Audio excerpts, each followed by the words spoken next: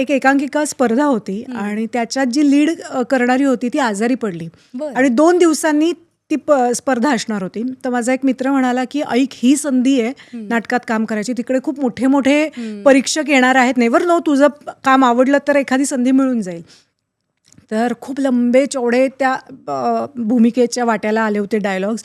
म्हटलं 2 दिवसात तयार व्हायचं आहे आणि अक्षरशः म्हणजे जणू काही ही आयुष्यातली शेवटची संधी आहे असं मानून मी त्याचं प्रिपरेशन केलं. आणि त्यावेळेला मग म्हणजे आमच्या एकांकिकेला अवॉर्ड नाही मिळालं, पण माझ्या भूमिकेचं खूप कौतुक झालं.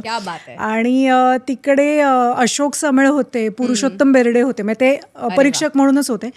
तर त्यांनी मला विचारलं की तुला नाटकात काम करायला आवडेल का. मग काय म्हणजे सोने पे सुहागा. सो ते नाटकही आलं नाही, पण त्याच्या 40 दिवस मला तालमी करायला मिळाला आणि ती प्रोसेस इतकी म्हणजे नशा म्हणतो ना एखाद्या गोष्टीची.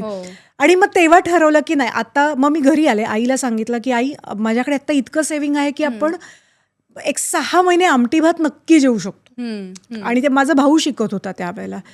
तर मला 6 महिने ट्राय करू देशील का. तर आई म्हणाली मी कोण करू देणार, कर, मला काहीच प्रॉब्लेम नाहीये. आणि माझ्या इथे डे 1 पासून सपोर्टिव्ह होती.